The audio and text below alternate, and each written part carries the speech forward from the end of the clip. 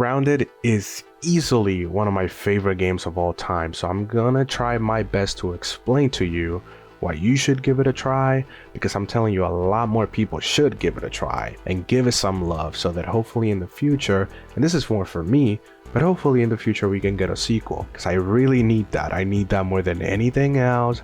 I don't need no GTA 6. Oh, hell no, man. What the fuck? I don't need a girl, heck, I don't even need a job application.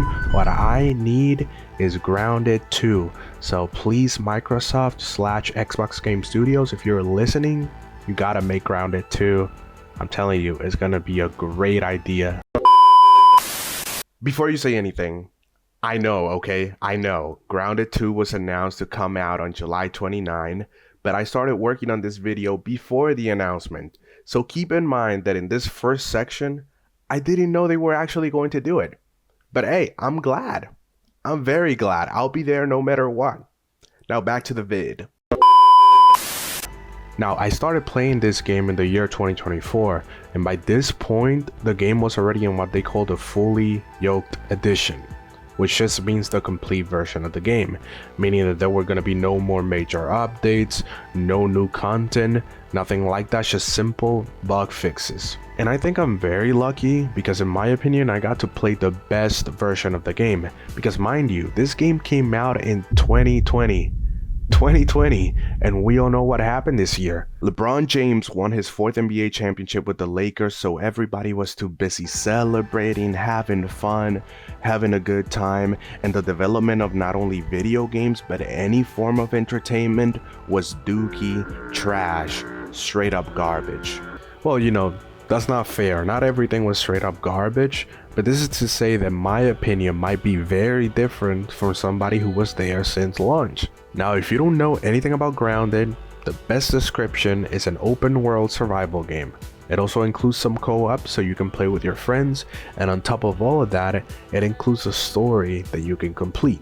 So without giving you any deep spoilers, you can choose to be any of the 4 main characters, which are Peter, Max, Willow, and Alley Hoop. And somehow you became the literal size of an ant. You find yourself in some random guy's yard, and basically you need to survive to find out how you became so small and how you can get back to normal size. But enough of that, let's get into the actual meaty stuff. Why do I love this game so much? And to explain that, I will show you a concept that is embedded all throughout the game, and that concept is the literal meaning versus the representative meaning. To demonstrate this, let's first look at the world design.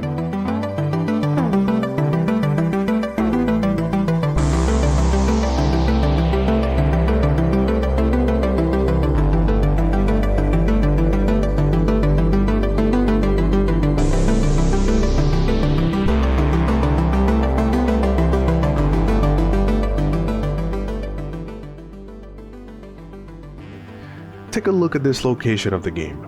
What do you see here? Is clearly a playground sandbox, so its literal meaning is just obviously a sandbox. Well, no fucking shit. But there's a lot more to it. If you walk out onto the sand in the middle of the day, My sunshine, my only. you will notice a bar on the top side of your screen. This bar has the words that says sizzling, which just basically means that you are getting cooked right now like a burger. You need to get out of there as soon as possible, and there are multiple ways to do that. An obvious one is by finding some water. In one of the corners of the sandbox, there is a body of water that resembles a lot an oasis, so you can lie there and just cool off. And if you pay close attention to that, this water doesn't come from anywhere. It comes from a hose that is connected to the house. This is not very important, but it's just demonstrating the attention to details that the developers have. Another option to avoid the heat is by acquiring the Antlion armor set. This sort of looks like a poncho that is Western and Mexican. It sort of makes you look like a cowboy, and I think that's basically the idea. It sort of looks like this image right here, so you get it. There are also some other ways in which you can cool off, like being under a shade or just simply waiting for the night. So if we know that the literal meaning of this area is a sandbox with all the information that we just learned, what do you think is the representative meaning? Correct, is a desert biome. And I just find this very cool because think about it, all they have to work with is a simple backyard, but in a very creative way they build a whole diverse environment to explore. With the idea of literal and representative meaning in mind, what do you think the region of the grasslands represent? Oh, thank you for raising your hand up, little Ronnie. What does it represent? Oh, mister, obviously grasslands represent grassland. Wrong. Shut up, Ronnie. That is not what it represents. Oh, my name is not Ronnie. It doesn't matter what your name is. What the grasslands actually represent, Ronnie, is a forest biome. From our perspective, each individual blade of grass is equivalent to a tree now. One, because of its size, and two, because of its utility. When you cut a blade of grass, it breaks into pieces of grass planks, not grass pieces, that can then be used for different building structures, like a wall, like a door frame, or anything else that you can build in the game. Another very cool location is the koi pond. And of course, its representative meaning is an aquatic biome, and it could be pretty much any body of water. But I think the one that makes the most sense is clearly a lake. Now think about any fantasy or mythical world. If that world has a lake in it, it most likely also has some sort of creature or monster living in the depths of that lake. In this game, that monster is the koi fish. And they indeed treat it like a monster. I remember the first time I got close to the koi pond and I started walking through the lily pads, this is what I heard.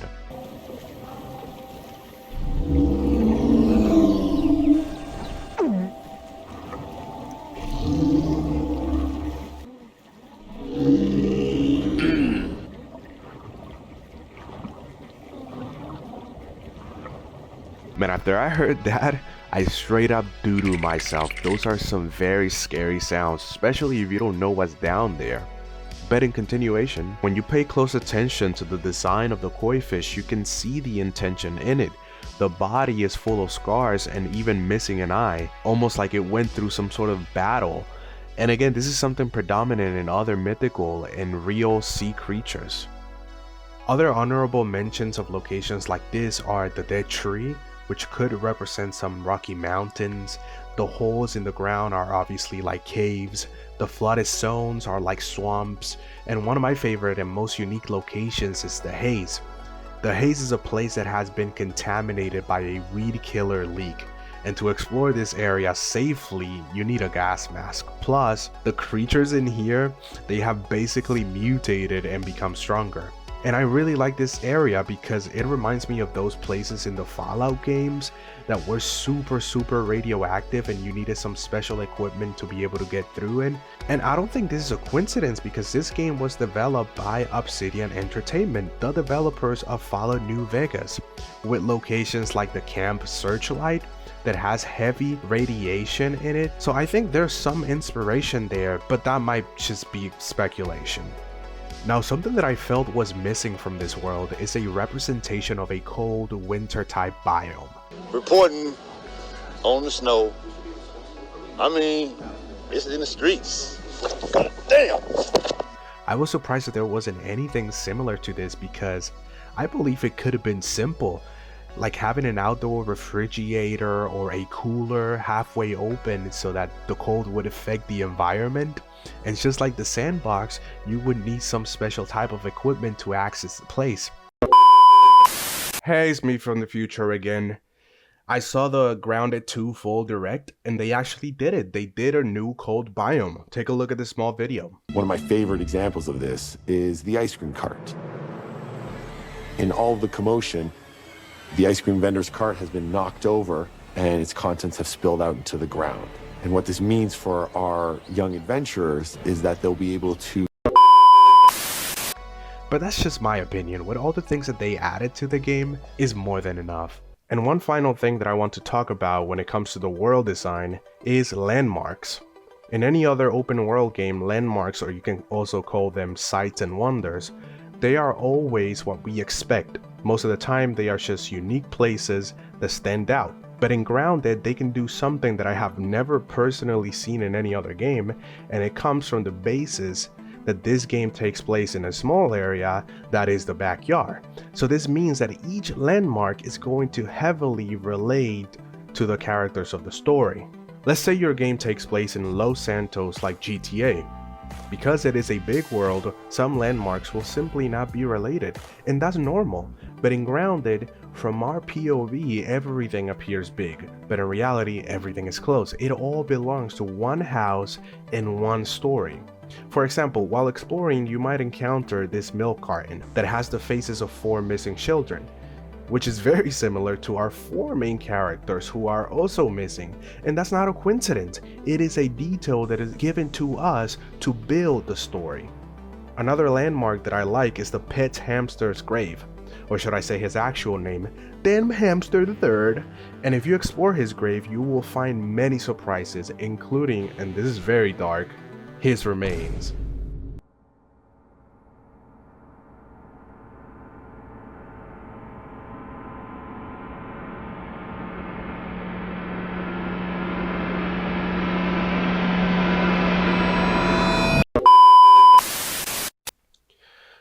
You know, I was planning on making 2 more sections talking about building and combat, but it's already July 28th, and I don't want to do this no more.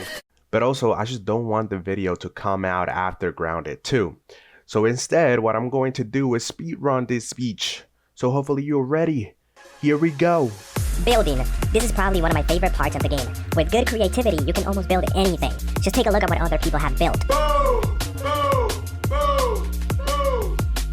The developers gave us a lot of freedom in this game to build anything. So for building, I'll give it a 9 out of 10. Combat is okay, it's fun for what it is, but it becomes too simple. Eventually, every fight consists of waiting for the enemy to attack and be good at timing the parry. But I'm glad that in Grounded 2, it looks like they are expanding the combat to make it a little bit more complicated. But overall, I give the combat a 6 out of 10. And well, hopefully all of that convinces you to play Grounded and then Grounded 2. Until the next one, goodbye.